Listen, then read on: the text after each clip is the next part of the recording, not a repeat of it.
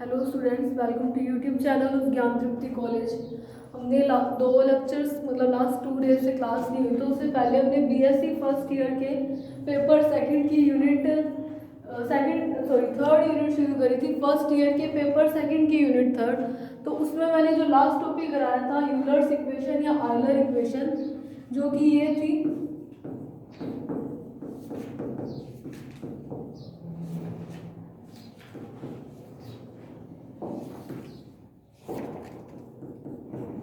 ये थी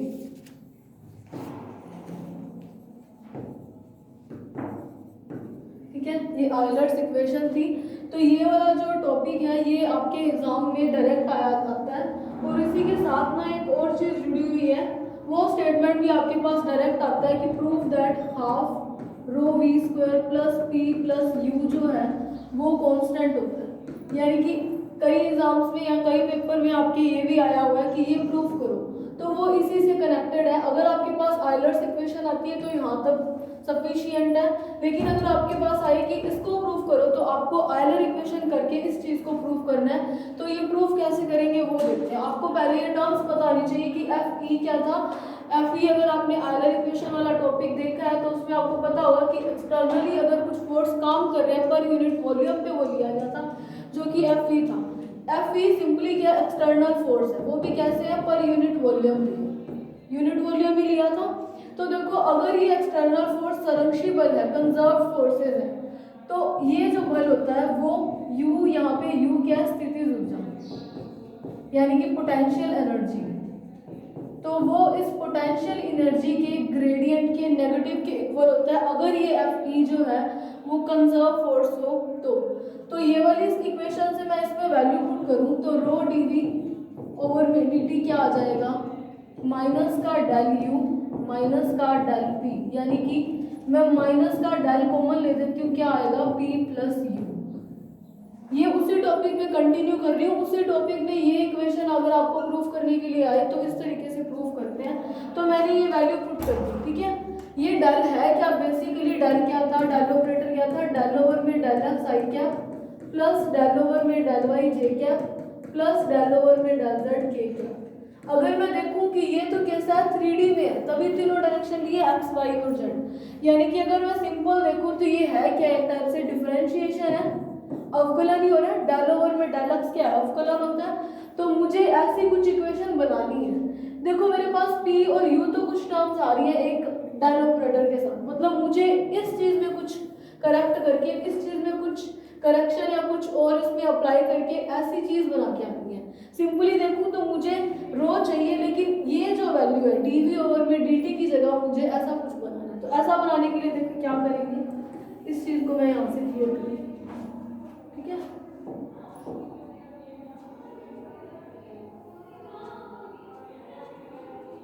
तो देखो मुझे ये प्रूफ करना है, उसके लिए मैंने क्या ले लिया कि देखो मुझे सॉल्व तो इस dv ओवर में dt को ही करना है, उसकी जगह ही हाफ v स्क्वायर आ रहा है। तो मैं इस dv ओवर में dt को क्या कर सकती हूँ, देखो मैं इसको यूं लिख सकती हूँ,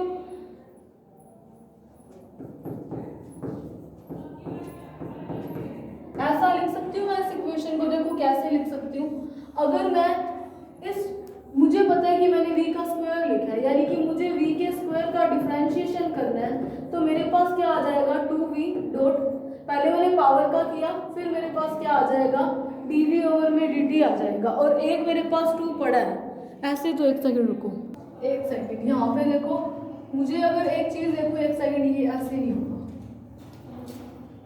देखो कैसे होगा। डेल ऑपरेटर की मैंने वैल्यू क्या लिखी थी, डेल ओवर में डेल एक्स आई क्या प्लस डेल ओवर में डेल वाई जे क्या, ये जे क्या वाई के आप आगे भी लगा सकते हो, डेल ओवर में डेल जेड का के क्या, ये था। मैंने यहाँ पे क्या किया है इस वाली इक्वेशन में, इस वाली इक्वेशन में देखो तो ये वाला जो डेल यहाँ पे आ रहा था, ये डेल, मैंने ये डेल यहाँ से गायब कर दिया। तो मतलब मुझे क्या करना है, इस ये तो t में आ रहा है डिफरेंशिएशन, और ये किस में है एक्स वाई जेड में। तो वैसा करने के लिए मैं क्या करती हूँ, यहाँ पे क्या कर देती हूँ dx का ऊपर और नीचे मल्टीप्लाई कर दूँ। तो इसके हिसाब से मेरे पास डिवाइड में कुछ ऐसा बन रहा है। अगर मैं 1t की टर्म में लूँ तो ये सारे कैंसिल कर दूँ तो मेरे पास इतना कुछ बन रहा है। तो देखो मैंने यहाँ से वो इस x के डिवाइड x का डिफरेंशिएशन बनाने के लिए सिंगल अगर मैं 1D की बात करूं तो मैंने यहाँ पे इसके dx ओवर में dx का डिवाइड लगा दिया, मल्टीप्लाई कर दिया। तो मैं इसको क्या लिख सकती हूँ, dv ओवर में dx डॉट dx ओवर में dt। अब मुझे पता है dx ओवर में dt क्या होता है, v होता है। तो ये मेरे पास इक्वेशन क्या बन चुकी है, इसको मैं एक सेकंड इधर ऊपर लूँ। तो मेरे पास इक्वेशन क्या बनी अभी, dv ओवर में dt किसके इक्वल आया, v डॉट dv ओवर में dx। तो देखो इसको मैं ऐसा लिख सकती हूँ, हाफ d ओवर में dx v का स्क्वायर। अब कैसे लिख सकती हूँ, देखो अगर मैं इस वाली चीज को सॉल्व करूँ तो देखो क्या आएगा, इसको सॉल्व करूँ सिर्फ इस वाली चीज को, किसको, dv स्क्वायर ओवर में dx को, तो क्या बन जाएगा, पहले मुझे पावर का करना पड़ेगा तो 2v और फिर मुझे इस v का करना पड़ेगा dv ओवर में dx। अब मैंने हाफ ले रखा है इस वाली इक्वेशन में, हाफ से मल्टीप्लाई करा रही हूँ तो मैंने वो हाफ डिवाइड में लगा दिया, तो 2 से 2 कैंसिल, तो मेरे पास बचेगा क्या, v dv डॉट dx। वही चीज मेरे पास यहाँ पड़ी है तो मैंने उसको इसके इक्वल पुट कर दिया, यानी कि मैं इस इक्वेशन को कैसे लिख सकती हूँ, half v square, half constant है अंदर भेज दूँ तो भी कोई फर्क नहीं पड़ेगा। तो मैंने एक वैल्यू निकाल दी dv ओवर में dt की, जो कि कितनी आई, सिंपल डिफरेंशिएशन यूज करा, dx ओवर में dx का ऊपर नीचे मल्टीप्लाई कर दिया, फिर मुझे पता है इसकी वैल्यू v होती है तो उसको मैं इस तरीके से शो कर सकती हूँ। कैसे शो कर सकती हूँ, यहाँ पे प्रूफ कर दी। तो मैंने एक dv ओवर में dt की वैल्यू फाइंड कर दी। अब मुझे करना क्या है, मुझे ये चीज प्रूफ करनी है कि अगर डायरेक्ट क्वेश्चन आ जाए कि प्रूफ करो कि ये वाली इक्वेशन होती है, तो वो प्रूफ किससे होगी, यूलर्स इक्वेशन, आयलर इक्वेशन से होगी। तो मैंने एक वैल्यू निकाल दी किसकी, dv ओवर में dt की मैंने वैल्यू क्या निकाली है, अभी डिराइव करा है, d ओवर में dx हाफ v स्क्वायर, ये वैल्यू निकाली। तो इस वाली इक्वेशन में ये वैल्यू पुट कर देती हूँ, क्योंकि यहाँ पे मैंने एफ की भी वैल्यू पुट करनी है। तो जैसे देखो वैल्यू पुट करूँगी तो मैं ये वाली चीज़ यहाँ से क्लियर करूँगी। तो देखो मेरे पास क्या बनेगा, रो dv ओवर में dt की वैल्यू क्या है, d ओवर में dx हाफ v स्क्वायर, किसके इक्वल है, माइनस का, ये डेल किस में है, 3D में होता है, मैं 2D में ले दूँ तो मैं उसको डेल ओवर में डेल x पे डिफरेंशिएशन है तो मैं उसको d ओवर में dx पे लिख सकती हूँ, तो मैं सिंपल d ओवर में dx लिख दूँगी।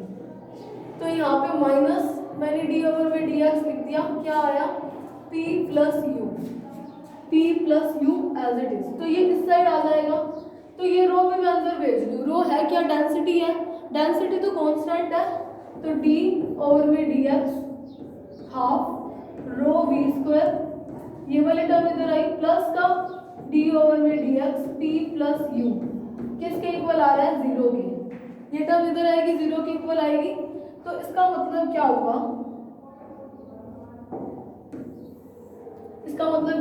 d ओवर में dx मैंने कॉमन ले दिया तो क्या बना, half rho v square plus p plus u का डिफरेंशिएशन, यानी कि इस टर्म का अवकलन क्या है, 0 है।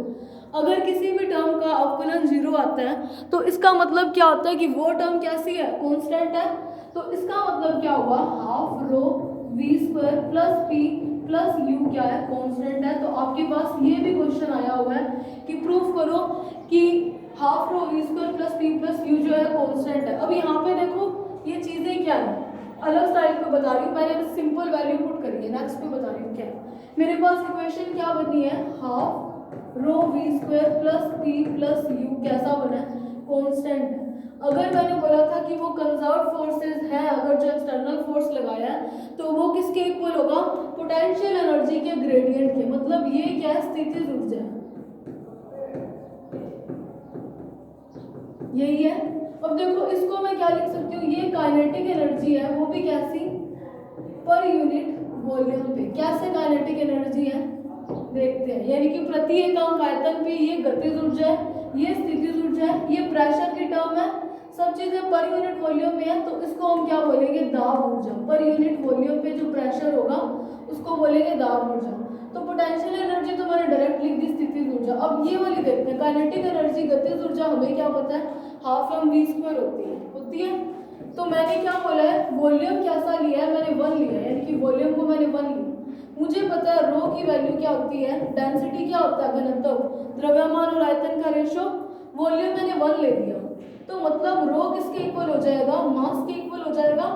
तो मैं यहाँ पे काइनेटिक एनर्जी को हाफ रो वी स्क्वायर लिख सकती हूँ। तो इसका मतलब ये पर यूनिट वॉल्यूम पे काइनेटिक एनर्जी, ये पोटेंशियल एनर्जी, और इसी तरीके से दोनों एनर्जीज हैं, तो ये पर यूनिट वॉल्यूम पे जो प्रेशर होगा उसको क्या बोलेंगे, प्रेशर एनर्जी होगी। तो डायरेक्ट लिखा हुआ भी आ सकता है कि प्रूफ करो प्रति एकांक आयतन पर गतिज ऊर्जा, स्थितिज ऊर्जा और दाब ऊर्जा या फिर कुल ऊर्जा का योग जो है, टोटल एनर्जी, इन तीनों का सम या फिर टोटल एनर्जी क्या होती है, कांस्टेंट होती है। तो ये नेक्स्ट टॉपिक से रिलेटेड, सॉरी प्रीवियस वाले टॉपिक से रिलेटेड था, तो मैंने बता दिया। अभी आज का टॉपिक कर रहे हैं वो है बर्नौलीज थ्योरम। ये आपने कर भी रखा है, बर्नौली की प्रमेय। अब देखो ये थ्योरम क्या बोलती है, बर्नौलीज थ्योरम क्या बोलती है। सबसे पहले आपको पता होना चाहिए, हमने अभी क्या प्रूफ करा था, half rho v square plus p plus, चलो मैं ऐसे करती हूँ, पी को इस साइड लिखती हूँ, प्लस यू कैसी होती है, कांस्टेंट होती है। अभी यू को हम एक चीज जानते हैं, हमें पता है कि पोटेंशियल एनर्जी की वैल्यू क्या होती है, mgh। ये आपने फॉर्मूला पढ़ा हुआ है कि पोटेंशियल एनर्जी क्या होती है, स्थितिज ऊर्जा mgh की इक्वल होती है। सारी एनर्जीज पर यूनिट वॉल्यूम के लिए है, तो मैं m को पर यूनिट वॉल्यूम पे रो लिख सकती हूँ। कैसे लिख सकती हूँ, अभी प्रूफ करो। उसी हिसाब से मैंने यहाँ पे रो लिख दिया। तो हमें बर्नौलीज थ्योरम क्या बोलती है, पहले आपको ये चीज समझ आ चुकी होगी कि मैंने यू की जगह क्या लिख दिया, रो जी एच, वो कैसा है, कांस्टेंट। तो देखो यही हमें प्रूफ करना है, किसमें, बर्नौलीज थ्योरम में। तो देखो बर्नौली प्रमेय बोल क्या कहती है, बर्नौली प्रमेय के अनुसार अगर कोई, हम किसकी बात कर रहे हैं, फ्लूइड्स की प्रॉपर्टीज पढ़ रहे हैं। फ्लूइड क्या है, अगर आपने फर्स्ट लेक्चर देखी है, तरल क्या थे, वो दो थे, क्या थे, लिक्विड एंड गैसेस, लिक्विड और गैस। तो बर्नौली थ्योरम में क्या बोला गया, अगर आपने फर्स्ट लेक्चर देखा तो आपको पता होगा कि मैंने उसको थोड़ा सा बेसिक बताया था कि लिक्विड्स कैसे होते हैं और गैसेस कैसे होती हैं।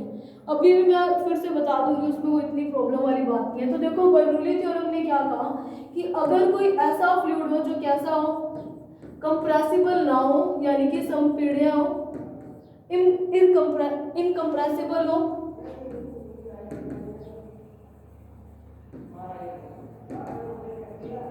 एंड विस्कस हो। अगर फ्लूइड है तो फ्लूइड में तरलों में बहने का गुण होता है, तो उसमें विस्कोसिटी यानी कि श्यानता होती है। तो बर्नौली थ्योरम का स्टेटमेंट क्या बोलता है कि अगर किसी पाइप में या किसी ट्यूब के अंदर ऐसा फ्लूइड फ्लो कर रहा है जो कि कैसा हो, इनकंप्रेसिबल हो, असंपीड्य हो और श्यान हो, तो उसके लिए तीनों ऊर्जाओं का योग या फिर कुल ऊर्जा, देखो दाब energy, pressure energy, kinetic energy and potential energy, वो भी कैसे, प्रति एकांक आयतन पर कैसी होती है, कांस्टेंट होती है। तो ये थ्योरम का स्टेटमेंट था कि कोई असंपीड्य और अश्यान बल का कैसा फ्लो हो रहा है, स्ट्रीमलाइन फ्लो हो रहा है, यानी कि धारा रेखीय फ्लो हो रहा है, धारा रेखीय फ्लो, धारा रेखीय प्रवाह, फ्लो ऑफ प्रवाह। अगर किसी तरल का, ऐसे वाले फ्लूइड का धारा रेखीय प्रवाह हो रहा है, तो प्रति एकांक आयतन पर उसकी तीनों एनर्जीज का सम कैसा होता है, कांस्टेंट होता है, या फिर हम क्या बोल सकते हैं, टोटल एनर्जी जो है वो कांस्टेंट होती है। अब देखो ये है क्या, ये प्रेशर एनर्जी है, इसको देखें तो ये कैसी है, यांत्रिक एनर्जी या मैकेनिकल एनर्जी है, जो कि क्या, काइनेटिक एनर्जी और पोटेंशियल एनर्जी।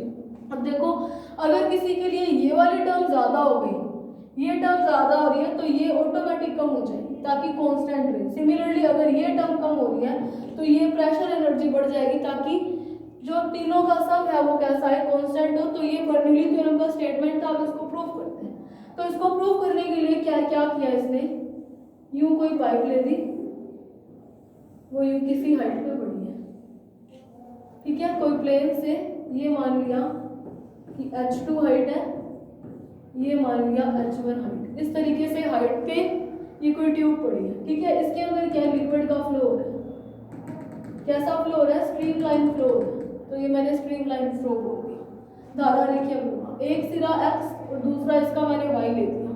अब देखो एक चीज आपको पता होनी चाहिए कि मैंने कैसा तरल लिया है, असंपीड्य तरल लिया। अगर फर्स्ट क्लास देखी तो असंपीड्य यानी कि संपीड्य का मतलब क्या होता है कि ऐसे अगर आप इसके अंदर पानी भरा हुआ, मान लो पानी ले लिया मैंने वो तरल, उसके ऊपर आपने प्रेशर लगाया, तो जैसे ही प्रेशर लगाया वो कंप्रेस नहीं हुआ, यानी कि प्रेशर लगाने पर भी जितना पानी ने पहले वॉल्यूम घेर रखा था इतनी जगह उतनी ही जगह, ये ज़्यादा मेरे से होगी, ज़्यादा नहीं है, मतलब इसके वॉल्यूम पे कोई इफेक्ट नहीं पड़ा इस टाइप से। असंपीड्य का मतलब यही है, अगर वो कंप्रेसिबल है तो ये पिस्टन नीचे की ओर जाएगा, तो जैसे गैस में होता है कि गैस के मॉलिक्यूल्स का वॉल्यूम जो है वो थोड़ा घट जाएगा, प्रेशर बढ़ जाएगा, तो लिक्विड भी ऐसा नहीं हो रहा है, ऐसा लिया है। अगर इसका मतलब क्या मैं बोल सकती हूँ नॉर्मल लैंग्वेज, सिंपल लैंग्वेज में वॉल्यूम कैसा रह रहा है, कांस्टेंट रह रहा है। तो मुझे पता है डेंसिटी घनत्व क्या होता है, मास ओवर में वॉल्यूम। अगर वॉल्यूम कांस्टेंट है तो डेंसिटी जो है कांस्टेंट रहेगी, तो मैं रो1 और रो2 नहीं लूंगी, रो ही लूंगी, यानी कि जो लिक्विड भरा है उसकी डेंसिटी मैं रो ही लूंगी। क्यों लूंगी, इतना आपको कंफर्म हो गया। और दूसरी चीज मैंने आप सोचोगे मास चेंज हो सकता है, तो मास चेंज नहीं होगा, जो पानी यहाँ से एंटर कर रहा है उतना ही बाहर आएगा। पानी बोल दिया, वैसे वो फ्लूइड है, ठीक है, तो जितना एंटर होगा उतना ही बाहर जाएगा, इसलिए मास चेंज नहीं है, तो रो भी चेंज नहीं है। क्यों, क्योंकि कैसी है ये, इनकम्प्रेसिबल है, असंपीड्य फ्लूइड बना हुआ है। अब मैंने एक्स सिरे का वॉल्यूम ले दिया A1, एरिया ले दिया A2, और मैंने मान लिया कि एक्स सिरे से जो पानी आ रहा है उसकी वेलोसिटी V1 है, और वाई से जो बाहर जाएगा उसकी वेलोसिटी मैंने मान ली V2 है। तो मैं पहले इसको सॉल्व करने के लिए मैं वर्क निकालूंगी, तो मुझे पता है कि एक्स सिरे से जो पानी एंटर करा रहा है उसके ऊपर मैंने मान लिया W1 काम करा, क्योंकि ये हम करवा रहे हैं तो पॉजिटिव वर्क आएगा। मुझे पता है कि वर्क क्या होता है, फोर्स इनटू डिस्प्लेसमेंट, विस्थापन होता है। तो फोर्स को तो मैंने ले दिया F1, तो W1 की वैल्यू क्या आ जाएगी, F1। अब देखो विस्थापन क्या है, मैंने मान लिया, मुझे पता है कि वेलोसिटी क्या होता है, डिस्प्लेसमेंट ओवर में टाइम। अब पहले सिरे से V1 है, ये हो जाएगा, टाइम मैंने t ले दिया। अब मैंने क्या अज्यूम किया, तो देखो मैंने क्या बोला, वेलोसिटी किसके इक्वल होगा, डिस्प्लेसमेंट ओवर में टाइम के, ठीक है, वो डिस्प्लेसमेंट ओवर में टाइम है, मैंने टाइम को ले दिया 1 सेकेंड। तो अगर टाइम 1 सेकेंड होगा तो V1 किसके इक्वल हो जाएगा, डिस्प्लेसमेंट के, तो मैं डिस्प्लेसमेंट की जगह सीधा V1 लिख दूँ, ठीक है। अब वी नो दैट, यहाँ पे लिख दो, एक चीज और अज्यूम कर लेना कि फर्स्ट सिरे पे प्रेशर P1 लग रहा है और सेकंड पे वाई पे P2 प्रेशर लग रहा है, 2 वाले एक साइड और 1 वाले एक साइड। तो मुझे पता है कि प्रेशर क्या होता है, फोर्स ओवर में एरिया, पर यूनिट एरिया पे जो फोर्स काम कर रहा है उसी को क्या बोलते हैं, प्रेशर यानी कि दाब। तो मैंने यहाँ से F की वैल्यू क्या निकाल दी, PA। तो मैं यहाँ पे अगर पुट करूँ तो F1 क्या हो जाएगा, P1A1। तो मैंने W1 की वैल्यू क्या लिख दी, F1 की जगह मैं वैल्यू पुट कर दी हूँ, मेरे पास PA आया तो मैंने वैल्यू पुट कर दी P1A1 इंटू V1। V1 यहाँ पे वेलोसिटी है, मैंने डिस्प्लेसमेंट की जगह क्यों लिखा, क्योंकि मैंने टाइम को 1 सेकेंड एज्यूम करा है, ठीक है। तो यहाँ पे ये मत सोचना कि मैंने वेलोसिटी कैसे लिख दी। तो ये मेरे पास W1 आ गया, इसको कोई दे दो इक्वेशन फर्स्ट। ये तो एक्स सिरे पे जो एंटर करवा रहे थे वो था। अब अगर मैं W2 देखूँ तो वो कितना हो जाएगा, सिमिलरली W2 क्या हो जाएगा, F2 इंटू डिस्प्लेसमेंट, और वो भी मैं पर सेकंड में ले रही हूँ। यहाँ पे मैंने वेलोसिटी क्या अज्यूम करी है, V2 अज्यूम करी है, तो मैं पर सेकंड में वहाँ पे भी V2 लिख दूंगी। तो मैंने क्या लिख दिया, F2 V2। यहाँ पे माइनस आएगा क्योंकि वर्क अपने आप हो रहा है। अभी ऐसा तो नहीं है कि इधर से भी आप कोई फोर्स लगाओगे तब वो जाएगा, ऑटोमेटिक ही बाहर आ जाएगा पानी इस ट्यूब से। वैसे भी ये पड़ी ऐसे कि बाहर ही आएगा, सीधी पड़ी होती फिर मान सकते हैं कि पानी रुक सकता है। तो मैंने F2 की जगह क्या लिख दिया, P2A2 V2 माइनस का, तो ये हो गया W2। तो टोटल वर्क डन क्या हो जाएगा। अब मैंने ये क्यों किया है, आप सोच रहे होंगे कि प्रूफ तो करनी है एनर्जी और मैंने निकाल दिया वर्क डन। तो उसका रीजन क्या है, वर्क एनर्जी थ्योरम, कार्य ऊर्जा प्रमेय क्या बोलती है कि जो टोटल एनर्जी है उसको वर्क में कन्वर्ट कर सकते हैं। कैसे, चेंज इन एनर्जी किसके इक्वल होता है, पूरे काम की, जितना काम किया उसके। तो हम इसके बाद एनर्जी निकाल देंगे। तो वर्क डन मैंने टोटल W ले दिया, वो कितना होगा, W1 प्लस W2 यानी कि P1A1 V1 minus P2A2 V2। अब अगर आपने फर्स्ट लेक्चर देखा है तो आपको पता होगा कि मैंने कंटिन्यूटी इक्वेशन कराई थी, जिसको हिंदी में बोलते हैं सातत्य समीकरण। कंटिन्यूटी इक्वेशन में मैंने बताया था कि A1 V1 किसके इक्वल होता है, A2 V2 के। कंटिन्यूटी इक्वेशन देखिए तो आपको पता हो। तो देखो अब मुझे क्या पता है कि A1 क्या था यहाँ पे, एरिया। A1 की जगह A1 एंड A2 बोथ क्या थे, एरिया। और V1 और V2 क्या थी, वेलोसिटी, जिसको मैंने पर सेकंड में किसके इक्वल मान लिया, डिस्प्लेसमेंट के इक्वल मान लिया। ये डिस्प्लेसमेंट है, ठीक है। यानी कि मैंने क्षेत्रफल को, एरिया को किसी मीटर से, डिस्प्लेसमेंट क्या है तो एक डिस्टेंस, मैंने उसको मीटर से मल्टीप्लाई करा, मीटर स्क्वायर को मीटर से, तो वो बन क्या गया, वॉल्यूम। मीटर क्यूब क्या होता है, वॉल्यूम। तो मैं इसको क्या लिख सकती हूँ, वॉल्यूम में कैसे कन्वर्ट कर सकती हूँ, देखो नेक्स्ट पे कर रही हूँ मैं। A1 V1 किसके इक्वल है, A2 V2 के। तो ये वॉल्यूम बन गया। और मुझे पता है डेंसिटी क्या होती है, मास ओवर में वॉल्यूम। यहाँ साइड में लिख देना, अगर इस चीज का भी आपको क्लियर नहीं है तो यहाँ पे लिख देना A1 V1 कैसा बन रहा है, वॉल्यूम बन रहा है, वो भी A2 V2 भी वॉल्यूम बन रहा है। अब वो कैसे बन रहा है वो मैंने अभी बता दिया। तो ये किसके इक्वल आ जाएगा, मास ओवर में रो के। रो मैंने रो 1 और रो 2 क्यों नहीं लिया, ये चीज आपको क्लियर होगी क्योंकि लिक्विड कैसा है, इनकम्प्रेसिबल है, तो रो में चेंज नहीं आएगा। तो ये मेरे पास एक वैल्यू आ गई, तो मैं इस इक्वेशन में W में ये वैल्यू पुट कर देती हूँ। तो W में मैंने A1 V1 और A2 V2 की वैल्यू पुट करूंगी, तो देखो क्या आ जाएगा, W is equals to P1 A1 V1, चलो लिख ही देती हूँ, माइनस P2 A2 V2 था। तो मैंने क्या लिख दिया, P1 M ओवर में रो माइनस M ओवर में रो इंटू P2। तो M ओवर में रो मैंने कॉमन ले दिया, P1 माइनस P2 किसके इक्वल आ गया, W के। इसको कोई दे दो equation number, I think third देनी है, तो इसको थर्ड दे दो। अब ये निकालते हैं काइनेटिक एनर्जी। हमें कैसा प्रूफ करना है, पर यूनिट वॉल्यूम पे प्रूफ करना है, यानी कि रो में लिखना है मास को, तो पर यूनिट वॉल्यूम पे काइनेटिक एनर्जी लूंगी मैं। तो पर यूनिट यहाँ पे लिख देना, पर यूनिट वॉल्यूम, ठीक है, पर यूनिट वॉल्यूम पे ले रही हूँ। तो मुझे पता है काइनेटिक एनर्जी को मैंने E1 लिख देती हूँ, पोटेंशियल एनर्जी को तो मैं U1 लिख रही हूँ। तो E1 क्या होगी, हाफ M तो सेम है, रो V1 का स्क्वायर, यही बनेगी। मैंने M की जगह रो लिख दिया। सिमिलरली जो Y सिरे से बाहर निकल रहा है पानी, उसकी क्या वैल्यू है, हाफ रो V2 स्क्वायर, ऐसा ही है। तो देखो ये रो कैसे लिखा M की जगह, वो मैंने अभी बताया था, ये रहा, वॉल्यूम कांस्टेंट है तो M रो के इक्वल आ सकते हैं, तो मैंने वहां से रो लिख दिया।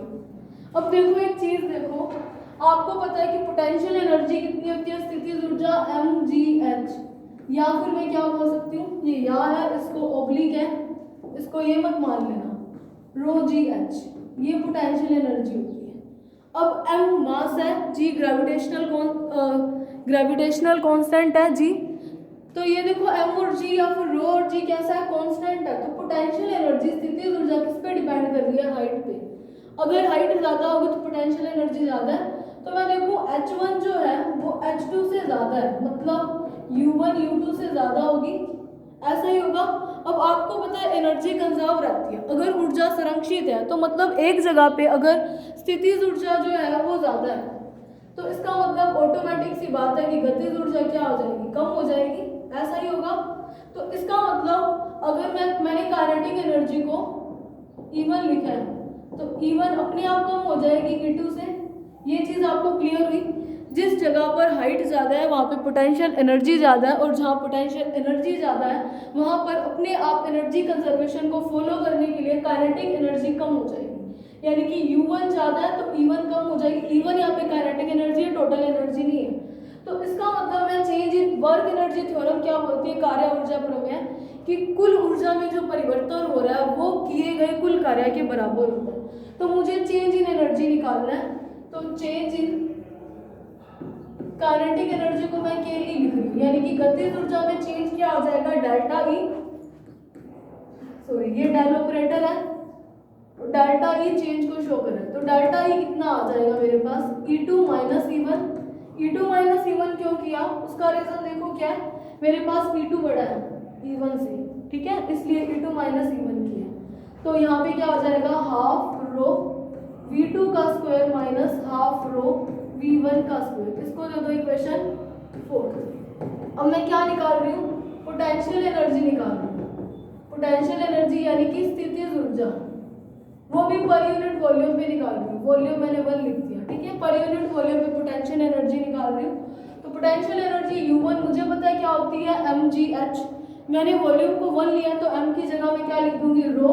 g कांस्टेंट है, h की जगह h1 हाइट। सिमिलरली मैं y सिरे पे निकालूं तो क्या आ जाएगा, रो जी h2। अब मुझे पता है कि मुझे चेंज इन एनर्जी निकालना है, तो मैंने चेंज लिख दिया डेल्टा U। चलो ये मत लिखो, डेल्टा U निकालना है। तो डेल्टा U देखो मेरे पास क्या आ जाएगा, मेरे पास U1 is greater than U2 बन रहा है, क्योंकि हाइट h1 बड़ी है। तो मैं क्या करूंगी, U1 माइनस U2 कर दूंगी। ये चीज समझ आई कि U1 में से U2 क्यों माइनस करा, और इधर काइनेटिक एनर्जी में से E2 में से E1 क्यों माइनस करा। एक चीज और देख सकते हो इसमें, क्या चीज देखो काइनेटिक एनर्जी में, यहाँ पे क्या पानी एंटर करा रहे हैं, कुछ फोर्स लगा रहे हैं। अब ये वाला जो एरिया है A1 वो बड़ा है A2 से। अगर बड़े वाले एरिया में आप पानी डालोगे तो उसकी वेलोसिटी जो है, ये छोटे से उतना ही पानी बाहर निकलना है, छोटे से होल से। तो ऑटोमेटिक सी बात हो जाएगी, एक अंडरस्टूड सी बात है, ऑटोमेटिकली अंडरस्टूड बात है कि V2 जो होगा वो ज़्यादा ही होगा V1 से, क्योंकि कम एरिया से ज़्यादा पानी निकालना है। तो ऑब्वियस है अभी वेलोसिटी ज़्यादा होगी, तो मतलब V2 ज़्यादा हो जाएगा। तो इस वाले स्टेटमेंट से भी V2 में से V1 वाली टर्म माइनस होगी। और वैसे भी देख लो तो पोटेंशियल एनर्जी अगर ज़्यादा है तो काइनेटिक एनर्जी अपने आप कम हो जाएगी, कंजर्वेशन के कारण। तो डेल्टा U की वैल्यू क्या आई, रो जी H1 माइनस रो जी H2। इसको कर दो इक्वेशन 4। अब देखो वर्क एनर्जी थ्योरम क्या बोलती है, कार्य ऊर्जा प्रमेय। उसके अकॉर्डिंग क्या है कि जो टोटल चेंज इन एनर्जी होता है, यानी कि ऊर्जा में जितना चेंज हुआ है, तो ये काइनेटिक एनर्जी में था, ये पोटेंशियल एनर्जी में था, तो टोटल चेंज इन दोनों का सम हो जाएगा। तो क्या आ जाएगा, हाफ रो V2 का square minus half rho V1 का स्क्वायर प्लस रो जी H1 माइनस रो जी H2 किसके इक्वल हो जाएगा, change in energy. Change in energy किसके इक्वल हुआ, वर्क डन के। तो वर्क डन मेरे पास क्या पड़ा है, ये M ओवर में रो P1 माइनस P2 इसी के इक्वल आ रहा है। अब देखो सारी इक्वेशन में रो जो है वो सेम, रो कॉमन ले सकते हैं। एक सेकंड रुको, एक चीज देखो, मैंने यहाँ पे रो लिख दिया और इस साइड M बन रहा है। अगर मैं इसी को रो से मल्टीप्लाई करूँ तो यहाँ तो रो स्क्वायर बन जाएगा, जबकि मुझे क्या प्रूफ करना है, मुझे प्रूफ क्या चीज करनी है, मुझे ये चीज प्रूफ करनी है, P plus rho half rho V square plus rho g H proof करना है। तो वैसा प्रूफ करने के लिए, वैसे तो ये चीज भी सही है, लेकिन वैसी चीज प्रूफ करने के लिए मुझे ये मास वाली टर्म नहीं चाहिए। ये M एक्स्ट्रा आ रहा है ना एक चीज से, क्या था, P plus half rho V square plus rho g H proof करना था, ये कांस्टेंट है। तो ऐसा प्रूफ करने के लिए देखो मेरे पास एक मास टर्म एक्स्ट्रा आ रही है, तो वो तो कटेगी ना, इस कटेगी नहीं, इसके लिए मुझे क्या करना पड़ेगा, यहाँ पे पर यूनिट वॉल्यूम में मत लेना। तो सिंपल सी चीज़ है, M काटने के लिए मैंने ये पर यूनिट वॉल्यूम में नहीं लिया, और अगर पर यूनिट वॉल्यूम में लोगे तो M कट नहीं होगा, फिर प्रूफ नहीं होगी थ्योरी। सिंपल सी चीज़ मैंने करी है, मास को M में रखेंगे। मैंने M की जगह रो क्यों नहीं लिया, क्योंकि मेरे पास क्या, ये M कैंसिल नहीं हो रहा था।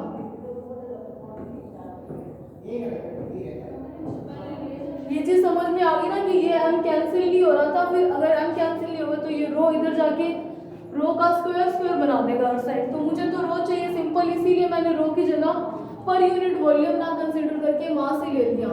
ये एक छोटी सी मिस्टेक होगी, इस चीज को ध्यान रखना, मेरे से होगी।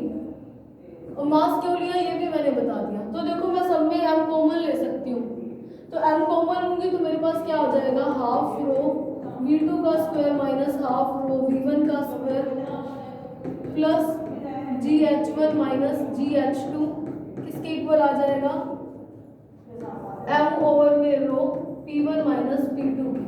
तो ये M से ये M कैंसिल, और इस रो का मल्टीप्लाई करा देती हूँ मैं। तो हाफ रो V2 का square minus half rho V1 का स्क्वायर प्लस रो GH1 माइनस रो GH2 किसके इक्वल है, P1 माइनस P2 के इक्वल है। ठीक है, वो रो से मल्टीप्लाई, अगर मैं यहाँ पे रो ही रहने देती तो रो का स्क्वायर हो जाता, जबकि मुझे तो ये चीज प्रूव करनी है, इसीलिए मैंने एम में चेंज किया। तो इसको मैं क्या कर सकती हूँ, 2 वाली टर्म एक साइड ले आती हूँ। तो देखो क्या आ जाएगा, चेंज इन एनर्जी निकालनी थी ना, चेंज इन एनर्जी या टोटल एनर्जी, तो ये माइनस में हो जाएगी। देखो कैसे, मुझे चेंज इन एनर्जी चाहिए, तो चेंज हमेशा माइनस होता है, तो यहाँ पे मैंने माइनस साइन लगा दिया। तो यहाँ पे जब माइनस आएगा तो ये प्लस हो जाएगा, ठीक है। तो हाफ रो V2 का स्क्वायर प्लस P2 प्लस रो GH2। वैसे भी देख सकते हो चेंज क्या होता है, माइनस होता है चेंज इन एनर्जी, वो मैंने माइनस नहीं लगाया था इसलिए माइनस लगा दिया अभी। फिर वो किसके इक्वल आया, हाफ रो V1 का स्क्वायर प्लस रो GH1 प्लस P1।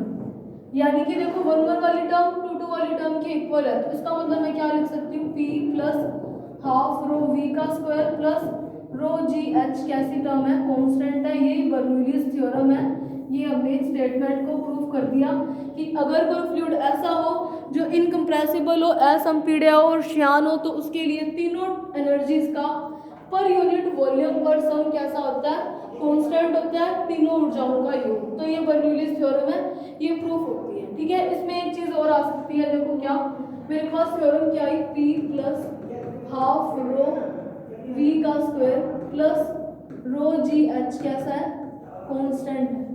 मैं क्या करती हूँ, इस रो GH को सारों के डिवाइड में लगाती हूँ, रो G को सॉरी, मैंने रो G का डिवाइड लगा दिया, या फिर ऐसे समझ लो कि यहाँ पे कॉमन कर दिया। तो चलो लिख ही देती हूँ। अब देखो कांस्टेंट में किसी कांस्टेंट टर्म का डिवाइड लगा दे तो आएगा तो वो कांस्टेंट। तो देखो P ओवर में रो G plus half V square over में G, ये रो से रो कैंसिल, प्लस H कैसा आया, कांस्टेंट। इन तीनों की डायमेंशन, ये तो हाइट है, इन तीनों की डायमेंशंस जो होगी, इनकी यूनिट जो है वो हाइट की निकलती है, H की। तो ये देखो ये प्रेशर है, ये वॉल्यूम सॉरी वेलोसिटी है, और ये हाइट है। तो ये काइनेटिक एनर्जी थी, तो इसको बोलते हैं प्रेशर हेड यानी कि दाब शीर्ष, इसको बोलते हैं गतिज ऊर्जा शीर्ष, और इसको बोलते हैं, इसमें देखो G आ रहा था तो इसको बोलते हैं ग्रेविटेशनल हेड।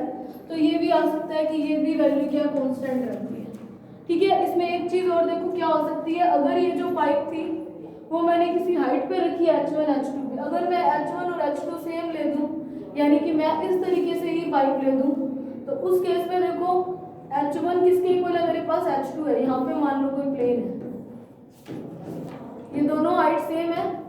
तो देखो इस केस में मेरे पास देखो डेल्टा U की वैल्यू क्या आ जाएगी, H1 H2 के सेम होने से डेल्टा U 0, इसका मतलब मेरे पास ये वाली टर्म 0 आ जाएगी हर बार। तो ये टर्म 0 आने का मतलब क्या है, ये H वाली टर्म नहीं आएगी, तो इसका मतलब क्या हो जाएगा, P plus half rho V square कैसी हो जाएगी, कांस्टेंट हो जाएगी। तो ये बर्नौलीज थ्योरम था, तो वो उसको हमने प्रूव कर दिया। तो नेक्स्ट लेक्चर में हम नेक्स्ट वाला टॉपिक करेंगे। So that's it for today, thank you very much.